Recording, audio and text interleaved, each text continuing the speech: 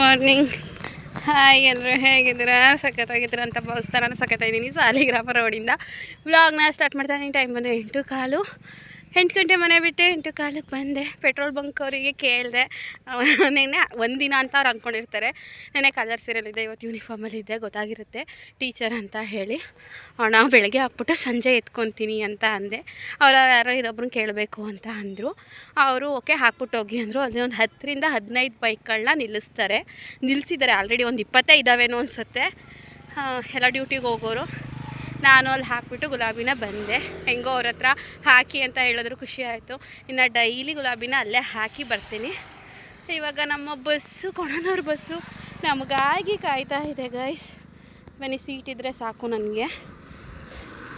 ಇನ್ನು ಯಾವಾಗ ನಾನು ವ್ಲಾಗ್ನ ಕಂಟಿನ್ಯೂ ಮಾಡೋದು? ಸಂಜೆ ಸಿಗ್ತೀನಿ ನಿಮ್ಮ ಕೈಗೆ. ಅಲ್ಲಿ ತನಕ ನಾನು ಮಿಸ್ ಮಾಡ್ಕೋತಾ ಇರಿ, ಓಕೆ?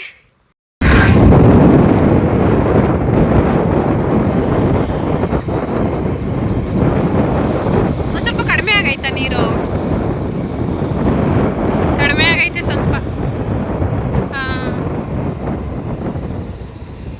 ಸಾಲಿಗ್ರಾಮ ಬೇಜಾರು ಮಾಡ್ಕೊಬಿಡಿ. ಬೆಳಗ್ಗೆನೂ ರೋಡ್ನೇ ತೋರಿಸ್ತಾಳೆ ಸುಷ್ಮಾ, ಸಂಜೆನೂ ರೋಡ್ನೇ ತೋರಿಸ್ತಾಳೆ ಅಂತ ಏನು ಅಂದ್ಕೊಬೇಡಿ. ಗುಲಾಬಿ ತೊಗೊಳೋಕ್ಕೆ ಪೆಟ್ರೋಲ್ ಬಂಕ್ ಹತ್ರ ಹಿಡ್ಕೊಂಡು ಹೋಗ್ತಾ ಇದ್ದೀನಿ. ಈ ಗುಲಾಬಿ ಎತ್ಕೊಂಡು ಮನೆಗೆ ಹೋದರೆ ತಲೆನೋವು ಗೈಸ್. ರಾಮನಾಥ್ಪುರದಲ್ಲೇ ಒಂದು ಬಿಸ್ಲೇರಿ ಬಾಟ್ಲು ತೊಗೊಂಡು ಮೊನ್ನೆ ಗಂಗೂರು ಮೆಡಿಕಲಲ್ಲಿ ತೊಗೊಂಡು ಟ್ಯಾಬ್ಲೆಟ್ ಇತ್ತು, ಅದನ್ನು ನುಂಗಿದೆ. ನಂಗೆ ಬಸ್ಸಲ್ಲಿ ಅವಾಯ್ಡ್ ಮಾಡಿದೆ ಮಧ್ಯಾಹ್ನದಿಂದ, ಮಾತ್ರೆ ಕುಡಿಯೋದು ಬೇಡ ಅಂತ. ಬಟ್ ನಂಗೆ ಸಂಜೆ ಆಗ್ತಾನೇ ಇಲ್ಲ. ಅದಕ್ಕೆ ಬಸ್ಸಲ್ಲೇ ನಾನು ಟ್ಯಾಬ್ಲೆಟ್ನ ತೊಗೊಬಿಟ್ಟೆ. ಫಸ್ಟ್ ಟೈಮ್ ನಮ್ಮ ಫ್ಯಾಮಿಲಿಯವ್ರನ್ನ ಬಿಟ್ಟು ಬೇರೆಯವ್ರನ್ನ ಇಲ್ಲಿ ನಮ್ಮ ಪಕ್ಕದ ಬೀದಿ ಹುಡುಗ ಕೌಶಿಕು ಅಂತ ಪಾಪ ನಿಂತಿದ್ದು. 4ನೇ ಕ್ಲಾಸ್ ಅಂತೀವಿ. ನಮ್ಮ ಬೀದಿಗೆಲ್ಲ ಆಟಾಡೋಕ್ಕೆ ಬರ್ತಿದ್ದ. ಬರ್ತೀಯೇನಪ್ಪ ಅಂದೆ. ಪಾಪ ಅವನೇನೋ ನಾನು ಇದ್ದೇ ಮಾಡಲಿಲ್ಲ. ಬರ್ತೀಯಾ ಅಂದೆ. ಟೈಮ್ ಬೇರೆ ಆಗಿತ್ತಲ್ವಾ? ಹ್ಞೂ ಆಂಟಿ ಅಂದ. ಅವು ಸೇಫಾಗಿ ಕರ್ಕೊಬಂದೆ ಅವನ್ನ. ಇಳಿಬೇಕಾರೆ ಥ್ಯಾಂಕ್ ಯು ಆಂಟಿ ಅಂದ್ಬಿಟ್ಟು ಹೋದ. ನಾವು ಅವನ್ನ ಕೋತಿ ಅಂತ ರೇಗಿಸ್ತೀವಿ. ಈಗ ಫ್ರೆಶಪ್ ಆಗಿ ಆಮೇಲಿಂದ ನಿಮಗೆ ಸಿಗ್ತೀನಿ. ಇದೇನೋ ನಮ್ಮಮ್ಮ ಅಕ್ಕಿ ಹಸಿಟ್ಕೇನೋ ಒಣಗಿಸಿಟ್ಟೈತೆ ಅಕ್ಕಿನ. ಫ್ರೆಶಪ್ ಆಗಿ ಆಮೇಲಿಂದ ವೀಡಿಯೋನ ಕಂಟಿನ್ಯೂ ಮಾಡ್ತೀನಿ. ಚಾರ್ಜ್ ಇರಲಿಲ್ಲ. ಇವಾಗ ಕರೆಂಟ್ ಬಂತು. ಫೋನ್ ಚಾರ್ಜ್ಗೆ ಹಾಕಿದ್ದೀನಿ. ಕೃತಿಗೆ ಹೋಮ್ವರ್ಕ್ ಮಾಡಿಸ್ತಾ ಇದ್ದೀನಿ. ಅಮ್ಮ ಯಾವುದೋ ಒಂದು ರೆಡಿಮೇಡ್ ಬ್ಲೌಸ್ ತೊಗೊಂಡ್ರು 100 ರೂಪೀಸ್ದು. ಅದೊಂದು ಆಚೆ ಕಡೆ ಒಂದು 10 ನಿಮಿಷ ಹೋಗ್ಬಿಟ್ಟು ಬಂದೆ. ಯಾಕಂದರೆ ತಲೆನೋತಿತ್ತು, ಮಲ್ಕೊಳ್ಳೋಣ ಅಂತ ಹೋದೆ, ನಿದ್ದೆ ಬರಲಿಲ್ಲ. ಹಾಗೆ ಆಚೆ ಕಡೆ ಒಂದು 10 ನಿಮಿಷ ನಮ್ಮ ಬೀದಿ ಜನಗಳ ಜೊತೆ ಹಾಗೆ ನಿಂತಿದ್ದು. ಎಲ್ಲ ಫುಲ್ ಪರ್ಚೇಸಿಂಗಲ್ಲಿ ಲೇಡೀಸ್ ಬ್ಯುಸಿ ಇದ್ದರು. ನಮ್ಮಮ್ಮ ಒಂದು ಬ್ಲೌಸ್ ತೊಗೊಂಡ್ರು. ಕೃತು ಚಡ್ಡಿ ತೊಗೊಡು ಅಂತಿದ್ಲು. ಬೇಡ ಬೆಂಗಳೂರಿಗೆ ಹೋದಾಗ ಡಿಮಾರ್ಟಲ್ಲಿ ತರೋಣ ಅಂತೇಳಿ ಸುಮ್ಮನೆ. ಅವಳ ಹತ್ರ ತುಂಬ ಚಡ್ಡಿಗಳಿದ್ದಾವೆ, ಅವಳು ಇಕ್ಕೊಳ್ಳೋದೇ ಇಲ್ಲ. ಅದಕ್ಕೆ ಇವಾಗ ಯಾವುದು ಸುಮ್ಮನೆ ವೇಸ್ಟ್ ಆಗುತ್ತೆ ಅಂತ ಹೇಳಿ ತೊಗೊಳ್ಳಿಲ್ಲ. ಇನ್ನೇನು ಸಾಂಬಾರಿದೆ, ರೈಸು ಮುದ್ದೆ ಮಾಡಿದ್ರೆ ಆಯಿತು. ನಾನು ಇವಾಗ ನಂಗೆ ಹೊಟ್ಟೆ ಹಸ್ವಾಗ್ತಿತ್ತು ಅಂತೇಳಿ ನಾನು ಊಟ ಮಾಡಿದೆ. ಇನ್ನೇನು ತಿನ್ನೋದ? 1-2 ಮೊಟ್ಟೆ ಇದ್ದಾವೆ, ಪ್ಲೈನ್ ಆಮ್ಲೆಟ್ ಹಾಕ್ಕೊಬಿಡ್ತೀನಿ. ಏನಾದರೂ ಹಸಿವೆ ಆದರೆ ಒಂದು 8 ಗಂಟೆ ಮೇಲೆ, ಒಂದು 8-9 ಗಂಟೆ ಮೇಲೆ 1-2 ಆಮ್ಲೆಟ್ ಥರ ಹಾಕ್ಕೊಂಡು ತಿನ್ಕೊತೀನಿ ಅಷ್ಟೇ. ರೈಸ್ ತಿಂದಿದ್ದೀನಿ. ಇನ್ನೇನಿಲ್ಲ. ಟ್ಯಾಬ್ಲೆಟ್ ತೊಗೊಂಡಿದ್ನಲ್ವ, ತಲೆನೋವು ಕಡಿಮೆ ಆಯಿತು. ಕೃತು ಹೋಮ್ವರ್ಕ್ ಮಾಡ್ತಾ ಇದ್ದಾಳೆ. ಇನ್ನೇನಿಲ್ಲ ಗೈಸ್. 6:30 ಆಗಿತ್ತು ಗೈಸ್. ತುಂಬ ಹಸ್ವಾಗ್ತಾ ಇತ್ತು ಅಂತ ಹೇಳಿ 6:30 ಸಂಜೆ ಸ್ವಲ್ಪ ಊಟ ಮಾಡಿದೆ. ಬಟ್ ಅಲ್ಲೇ 8:30 ಆಗಿದೆ. ನನ್ನ ಮಗಳು ನೀನು ಊಟ ಮಾಡಲಿಲ್ಲ ಅಂದರೆ ನಾನು ಊಟನೇ ಮಾಡಲ್ಲ ಅಂದು. ಹಾಗಾಗಿ ನಾನು ಆಮ್ಲೆಟ್ ಹಾಕ್ಕೊಂಡೆ. ಅವ್ರಿಗೆಲ್ಲ ಮೊಟ್ಟೆ ಬೇಯಿಸ್ಕೊಟ್ಟಿದ್ದೆ. ಅಮ್ಮ, ಕೃತು, ಅಪ್ಪಾಜಿಗೆಲ್ಲ. ಅಮ್ಮ ಮಲಗಿತ್ತು, ಆಮೇಲೆ ಊಟ ಮಾಡ್ತೀನಿ ಅಂತೇಳಿ ನಾನು ಊಟ ಮುಗಿಸ್ಕೊಂಡು ಕೃತಿಗೆ ಊಟ ಮಾಡಿಸ್ದೆ. Welcome back to Sushma Kannada vlogs. 6:52 vlog start ಮಾಡ್ತಾ ಇದ್ದೀನಿ. ಕ್ಷಮಿಸಿ, ನಿನ್ನೆ ವ್ಲಾಗ್ ಕಂಟಿನ್ಯೂ ಆಗಿರುತ್ತೆ. ಕೃತಜ್ಞ ಇವಾಗ ಹಾಲು ಕುಡಿದು ನಾನು ಒಂದು ಲೋಟ ಬಿಸಿನೀರು ಇಟ್ಕೋಬೇಕು, ಇನ್ನೂ ಇಟ್ಕೊಂಡಿಲ್ಲ. ಇವಳು ಅಮ್ಮ ಅಕ್ಕಿ ಹಸಿಟ್ಟು ಒಂದಾಡ್ತಿರೋದು ನೋಡ್ಬಿಟ್ಟು ಅಜ್ಜಿ ರೊಟ್ಟಿ ಬೇಕು ಅಂದ್ಲು. ಅದಕ್ಕೆ ರೊಟ್ಟಿ ಹಾಕ್ತಾಯಿದ್ವಿ. ಕೃತುಗೆ ಟೊಮೊಟೊ ಗೊಜ್ಜು ಅಂದರೆ ತುಂಬ ಇಷ್ಟ. ಅಮ್ಮ ಕಾಯಿ ಚಟ್ನಿ ಮಾಡಿ ಅಂತು, ಬಟ್ ಕೃತು ಟೊಮೊಟೊ ಗೊಜ್ಜು ಬೇಕು ಅಂತ ಹೇಳಿದ್ಲು. ಅದಕ್ಕೆ ಇವಾಗ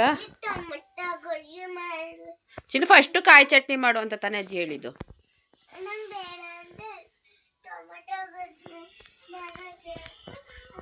ನೀನೇ ಹೇಳಿದ್ದು ಟೊಮೊಟೊ ಗೊಜ್ಜು ಮಾಡು ಅಂತ. ಅಜ್ಜಿ ಹೇಳ್ತಾ ನೀನು ಹೇಳ್ದು? ನಿಜ ಹೇಳು. ಅಜ್ಜಿನೇ ಹೇಳ್ತಾ?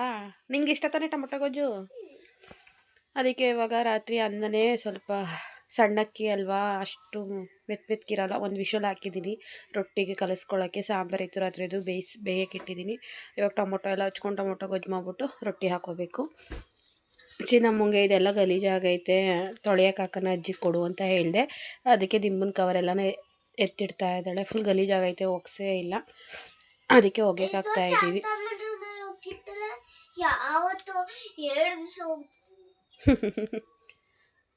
ಇದನ್ನ ತೆಗಿ ಮಗನೆ.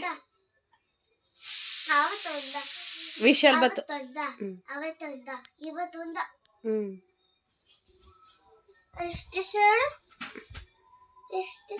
ನಾ ಹಂಗೆ ಗೊತ್ತು ಬಂಗಾರ, ನಾನು ನೋಡಿದ 4 ದಿವಸ ಹೋಗಿತ್ತಾ. ಅಯ್ಯೋ ದೇವ್ರಿ, ಇದು ಯಾರು ತೆಗಿತಾರೆ? ಇದು ಬಾ ತೆಗೀನ ಇಬ್ರು ಸೇರ್ಕೊಂಡು. ಕೆಳಿಕಾಕು ದಿಂಬನ್ ಕವರ್ ಅನ್ನ ಆಫ್ ಮಾಡ್ಬಿಟ್ಬಿಡ್ತೀನಿ. ಇನ್ನೊಂದು ಬರಲ್ಲ, ನೀರು ಜಾಸ್ತಿ ಹಾಕ್ಬಿಟ್ಟಿದ್ದೀನಿ. ಬೇಯ್ತದ ಬೇಯಕ್ಕಲ್ವ ಅದು ಗೊತ್ತಿಲ್ಲ. ಸಾಂಬಾರು ಬೇಯ್ತಾ ಇದೆ. ಇರಲಿ, ನಂಗೆ ಟೈಮ್ ಇಲ್ಲ ಈಗ. ನೋಡಿ ಮುದ್ದು ತೊಳೆಯೋಕ್ಕಾಗ್ತಾವಳೆ. ನಮ್ಮಮ್ಮ ಅಕ್ಕಿ ಹಸಿಟ್ಟು ಅಂದ್ರೆ ಆಡ್ತಾರೆ, ಬೈತದೆ. ಕೊಟ್ಟಂಬ ಅಂತ ನಮ್ಮಮ್ಮ. ಅಲ್ಲಿ ಇಟ್ಬಿಡ್ಬಾ ಆಚೆನ, ಮೂಟೆ ಮೇಲೆ ಹಾಕ್ಬಿಡ್ಬಾ. ನೋಡಿ ನಮ್ಮ ಅಮ್ಮನ ಮೇಕ್ ಹಾಕ್ಬಿಟ್ಟು ಬಂದು ಸೀಟ್ ಆಗದಲ್ ಮದು. ನೋಡಿ ಮೆತ್ಕಾಕೋ, ಬಕೆಟ್ ಹತ್ರಕ್ಕೆ ಇಟ್ಕೋ. ಲೇಖ ಹಾಕೋ, ಕೌಂಟ್ ಮಾಡು, ಕೌಂಟ್ ಮಾಡ್ಕೋ. ಹಾಂ ಹಾಂ ಹಾಂ.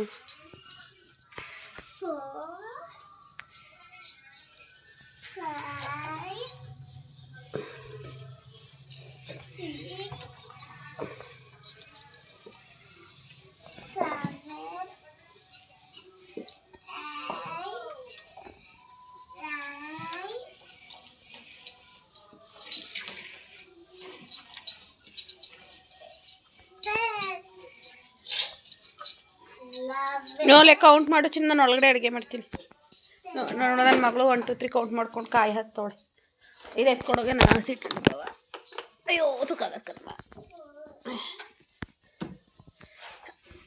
ಟಿ ವಿ ಹಾಕ್ಬಿಟ್ಟೆ, ಸುಮ್ಮನೆ ಓಡ್ತಾ ಇದ್ದಾವಮ್ಮ. ಟಿ ವಿ ನೋಡಲ್ಲ ಏನಿಲ್ಲ.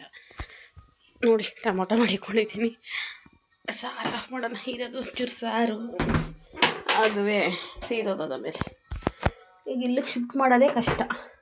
ಅಲ್ಲಿ ಉಸಿ ಜೋರು ಸೌಂಡ್ ಕೊಟ್ಕೊಂಡಿಲ್ಲ. 5:30 6 ಗಂಟೆಯಿಂದ ಹಾಡಾಕೊಂಡವ್ರೆ.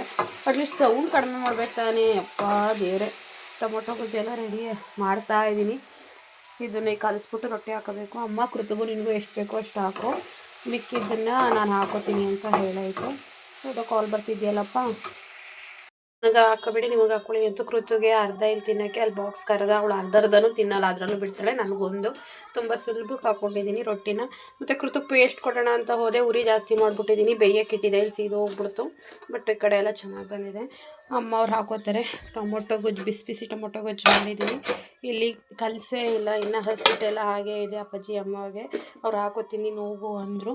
ಗ್ಯಾಸ್ ಗಲೀಜಾಗಿದೆ, ಸ್ವಲ್ಪ ಕ್ಲೀನ್ ಮಾಡಿದೆ. ನಾನು ಸ್ವಲ್ಪ ಮತ್ತೆ ಹಾಕೋಬೇಕಲ್ಲ ಅಂತೇಳಿ ಕ್ಲೀನ್ ಮಾಡಿಲ್ಲ. ಕೃತು ಬ್ರಷ್ ಮಾಡ್ತಾ ಇದ್ದಾಳೆ. ಅಷ್ಟರಲ್ಲಿ ನಾನು ಕಸ ಎಲ್ಲ ಗುಡಿಸ್ಬಿಡ್ತೀನಿ. ನಮ್ಮ ಮನೆಗೆ ಎಷ್ಟು ನೀಟಾಗಿ ಇಟ್ಟಿರ್ತೀವಿ ಗೊತ್ತಾ ಗೈಸ್, ಮತ್ತೆ ಮತ್ತೆ ಹಾಗೆ ಆಗುತ್ತೆ. ನಂಗೆ ಅದೇ ಬೇಜಾರು. ನನ್ನ ರೂಮ್ ಬೆಡ್ಶೀಟ್ ಎಲ್ಲ ಫುಲ್ಲು ಹೇಳಿದ್ನಲ್ಲ, ಬೆಳಗ್ಗೆನೆಲ್ಲ ತೊಳೆಯೋಕೆ ಹಾಕಿ ಧೂಳೆಲ್ಲ ತೆಗೆದ್ಬಿಟ್ಟು ಕ್ಲೀನ್ ಮಾಡಿದ್ದೀನಿ. ಸಂಜೆ ಒಗೆದಾಗ ಅದು ಒಣಗೋದೇ ಕಷ್ಟ. ಇವಾಗ ಒಂಥರ ಸೋನೆ ಮಳೆ ಥರ ಅಲ್ವಾ, ಒಣಗೋದೇ ಕಷ್ಟ. ಇವಾಗ ಏನು ಮಾಡ್ತೀರ. ನಮ್ಮ ಕೃತು ಇದನ್ನು ಹಠ ಮಾಡಿಸ್ಕೊಂಡು ಸಾಲಿಗ್ರಾಮಕ್ಕೆ ಹೋಗಿ ಸ್ಟಿಕ್ಕರ್ ತೆಗೆಸ್ಕೊಬಂದಿಲ್ಲ ಅವ್ರ ತಾತನ ಕೈಲಿ. ಈ ಥರ ನಮ್ಮ ಮನೆ ಮೂಲೆ ಮುಡುಕಲೆಲ್ಲ ಕಸ ಗುಡಿಸ್ಕೊಳ್ಳೋದೇ ಲೇಟು. ಅದರಲ್ಲೂ ನಾನಂತೂ ಎಲ್ಲ ಹತ್ರನೂ ಗುಡಿಸ್ಲೇಬೇಕು. ಅದು ಕಸ ಬರುತ್ತೋ ಬರಲ್ವೋ, ಬಟ್ ಗುಡಿಸ್ಲೇಬೇಕು. ಅದರಲ್ಲೂ ಡಸ್ಟ್ ಅಲರ್ಜಿ ಇದೆಯಲ್ವಾ, ನೀಟಾಗಿರಬೇಕು. ಸ್ವೀಟ್ಸ್ ತಿಂತಾಯಿದ್ದೀನಿ. ತಿಂದ್ಬಿಟ್ಟು ಮುಖ ಎಲ್ಲ ತೊಳೆದಿದ್ದೀನಿ. ತಕ್ಷಣ ಮುಖ ತೊಳ್ಕೊತಾ ಇದ್ದೀನಿ. ಈಗ ಒಳ್ಳೊಳ್ಳೆ ಅಭ್ಯಾಸಗಳು ಮಾಡ್ಕೊತಾ ಇದ್ದೀನಿ.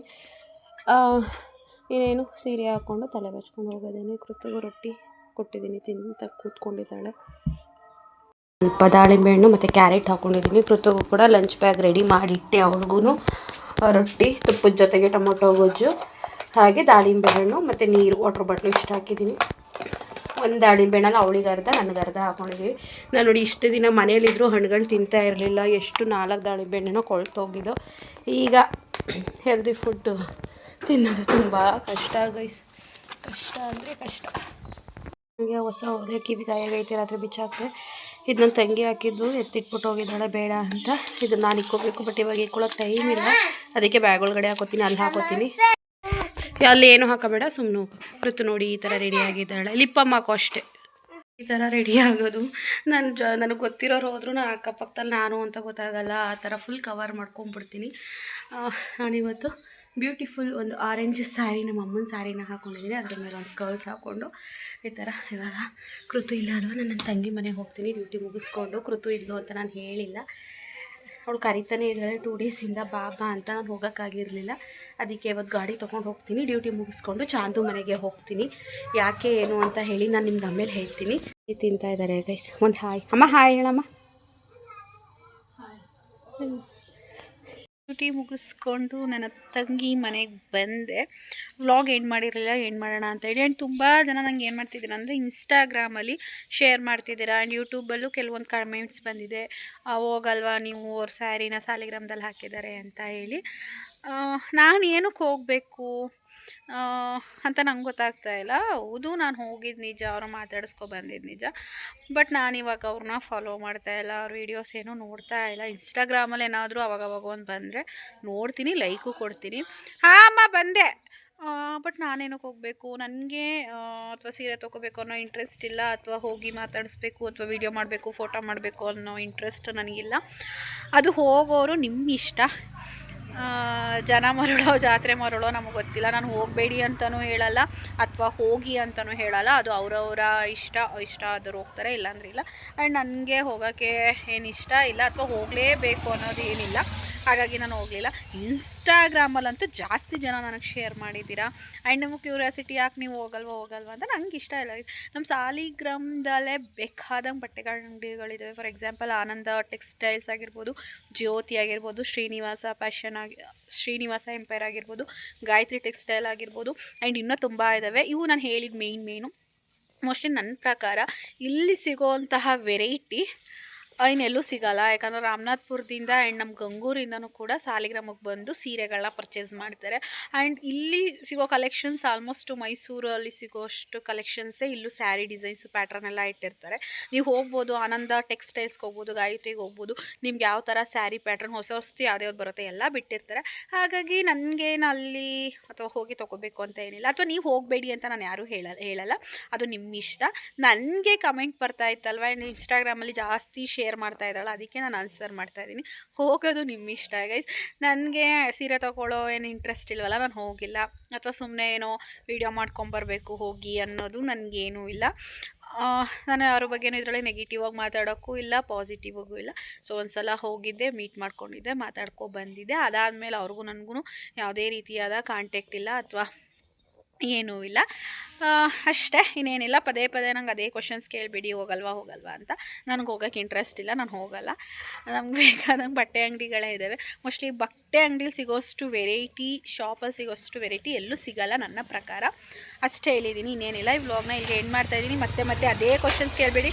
ಆಮೇಲಿಂದ ಇಷ್ಟೆಲ್ಲ ಮಾತಾಡಿದ್ದೀರಲ್ವಾ, ಅವ್ರಿಗೂ ನಿಮಗೂ ಆಗಲ್ವಾ ಜಗಳನ ಈಗ ಅಂದ್ಬಿಡಿ. ಅವ್ರಿಗೂ ನಮಗೂ ಕಾಂಟ್ಯಾಕ್ಟೇ ಇಲ್ಲ.